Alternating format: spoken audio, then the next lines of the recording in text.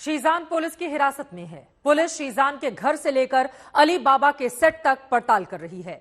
शीजान और तुनिशा को जानने वालों से पूछताछ हो रही है, मगर इन सब के बीच तुनिशा की मौत के मामले में सियासत का अलग ही सुर सुनाई दे रहा है। बीजेपी नेता और हिंदूवादी संगठन तुनिशा की मौत को लव जिहाद से जोड़ रहे हैं।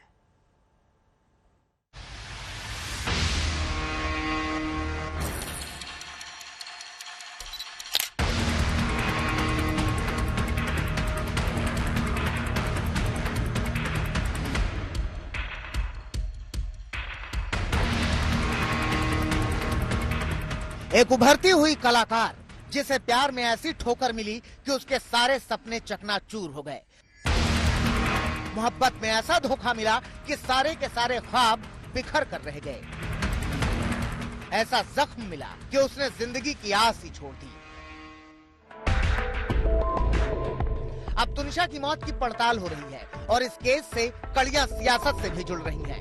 कुछ नेता सवाल उठा रहे हैं कि कहीं तुनिशा लव जिहाद का शिकार तो नहीं हुई। लव जिहाद के जाल में फंसने से तो तुनिशा की जान नहीं गई।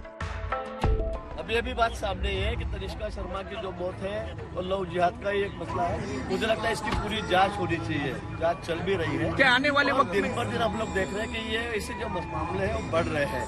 मुझे लगता है इसके लिए इसीलिए इसके खिलाफ सख्त से सख्त कानून लाना चाहिए और हम उसके ऊपर विचार कर रहे हैं। हम लोग बहुत गहराई से इसमें सीरियसली सोच रहे हैं कि इसी के लिए लव जिहाद के लिए एक सख्त कानून लाया जाए। देखो, बीजेपी मूल मुद्दे को डाइवर्ट करने के लिए हमेशा मुस्लिम और हिंदू का झगड़ा लड़ाने का उनका कोशिश रहा है। देश में अशांति बनाना उनका एक काम है, इसलिए बहुत ज्यादा महत्व उनके इस स्टेटमेंट को मत दो। साफ है कि तुनिशा की मौत की जांच के बीच लव जिहाद वाले एंगल की एंट्री हो चुकी है। शनिवार को तुनिशा की खुदकुशी की खबर आते ही बीजेपी नेता राम कदम ने इस केस में लव जिहाद का शक जताया था। जांच पूरी होने के बाद कड़ी कार्रवाई का भरोसा दिलाया था।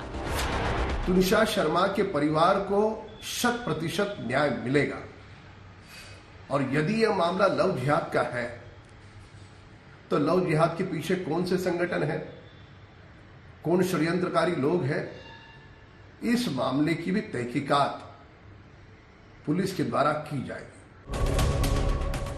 इन बयानों के बीच कांग्रेसी नेता तुनिशा केस को लव जिहाद से जोड़ने को गलत बता रहे हैं। एक एक्ट्रेस की मौत पर शुरू हुई सियासत पर सवाल उठा रहे हैं। देखिए, ऐसा है कि अनफॉर्चुनेट है कि उस बच्ची ने आत्महत्या कर ली, लेकिन उस आत्महत्या के बाद में अगर किसी का इन्वॉल्वमेंट है तो पुलिस ने एफआईआर रजिस्टर करके उसकी छानबीन करनी चाहिए और छानबीन करने के बाद में अगर उस व्यक्ति ने फोर्स किया होगा या उसकी वजह से कुछ बात होगी तो उसके ऊपर कार्रवाई करनी चाहिए। लेकिन आप उसको अगर लव जिहाद से जोड़ेंगे तो मेरे ख्याल से ये देश के लिए ठीक नहीं है। अगर इस तरीके के इंसिडेंट जो है हर स्टेट में हो रहे हैं, दो लोग जो प्यार करते हैं, कई जगह पे लड़का जो है वो सुसाइड कर देता है, कहीं पे लड़कियां सुसाइड करती है, तो कोई भी इसमें अगर इंटीमेट करता है तो उसके ऊपर कार्रवाई होनी चाहिए। लेकिन आप उसको लव जिहाद से जोड़ेंगे तो ये तो सबसे बड़ी बेवकूफी इस देश के अंदर आज चल रही है।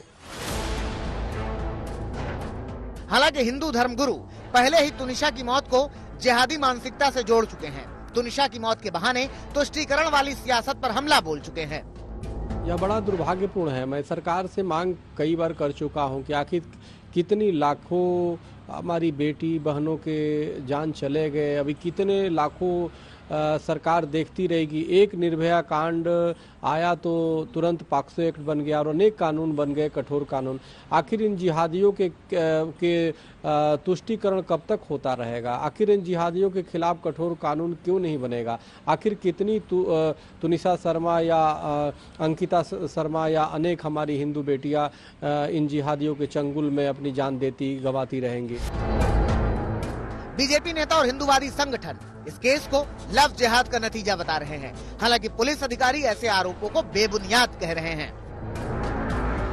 लव जिहाद का मामला भी जो है, खबरें जो हैं ऐसी थी, उसके एंगल में हम कुछ तपास कर रहे हैं, उसके एंगल में कुछ इन्वेस्टिगेशन हमारा चलने वाला है, या कौन से एंगल में हम इन्वेस्टिगेट करने वाले हैं उसके बारे में बताएं। जो भी इन्वेस्टिगेशन में सामने जो भी आ जाएगा उसी हिसाब से हम इन्वेस्टिगेशन पूरा करेंगे। तुनिशा की खुदकुशी की असल वजह क्या है ये जांच के बाद ही सामने आएगा। लेकिन जांच के साथ साथ जिस तरह से इस केस में सियासी बयानों की एंट्री हुई है, उससे तय है कि आने वाले दिनों में तुनिशा की खुदकुशी का मामला और गरमाएगा।